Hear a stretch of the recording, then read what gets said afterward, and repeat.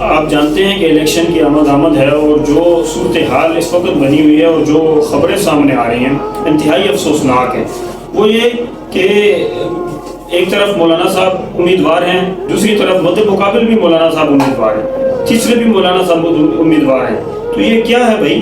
یہ آپ کیا دنیا کو پیغام دینا چاہ رہے ہیں اور لوگوں کو کیا پیغام دینا چاہ رہے ہیں؟ مذہبی جماعت کا کینڈیڈیٹ ہے، مد مقابل بھی مذہبی جماعت کا کینڈیڈیٹ ہے، اور انہی لوگوں سے آپ سنیں تو یہی آپ کو بتا رہے ہوں گے کہ واعتصموا بحبل اللہ جمیعا ولا تفرقوا۔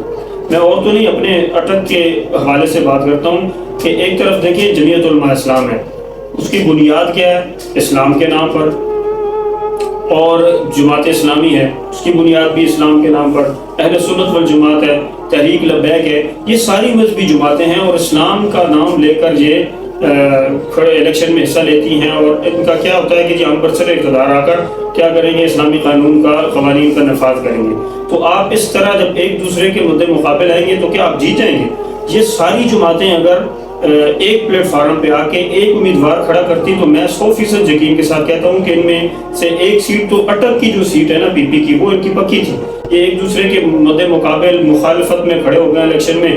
اب نتیجہ کیا نکلے گا؟ نتیجہ یہ نکلے گا کہ سیکولر لوگ جو ہوں گے، سیکولر قوتیں، سیکولر جماعتیں، وہ جیت جائیں گی، اور جب وہ جیت جائیں گی تو یہ بیٹھے ایک دوسرے کا رونا روتے رہیں گے۔ تو آپ جب اسلام کے نام پہ آ رہے ہیں تو آپ دیکھیں مجلس عمل کا اتحاد بنا، وہ کچھ حضرات کو اس پہ تحفظات تھے، لیکن ایک اتحاد اور اتفاق کی برکت اور ایسی فضا بنی تھی کہ کتنی زیادہ سیٹیں حصے میں آئیں، اور کہ کئی جگہ سے جو ہے نا علماء کرام کی ایک بہت بڑی کثیر تعداد جو ہے وہ اسمبلی میں پہنچی۔ تو اب بھی ضرورت اس بات کی ہے کہ آپ الیکشن میں حصہ لے رہے ہیں، 100 بسم اللہ لیں، لیکن خدا کے لیے ایک دوسرے کا ووٹ بینک خراب نہ کریں، ایک دوسرے کے مد مقابل نہ آئیں۔ آپ اسلام کے نام پہ اگر ہیں تو آپ اتنے مخلص ہیں تو خدا کے لیے کسی نہ کسی موڑ پہ، کسی اور جگہ پہ ایک دوسرے کے آگے ایک دوسرے کی مان جائیں اور اتحاد، اتفاق اور کی فضا میں چلیں، تو انشاءاللہ آپ جیتیں گے۔ ورنہ یہی ہوگا جو پیچھے گزشتہ 15-20 سالوں سے ہو رہا ہے کہ ہماری اتنی کثیر تعداد جو ہے وہ اسمبلیوں میں نہیں ہوتی، پھر نتیجہ یہ ہوتا ہے کہ ختم نبوت کے قانون کے ساتھ بھی چھیڑخانیاں ہوتی ہیں، اور دیگر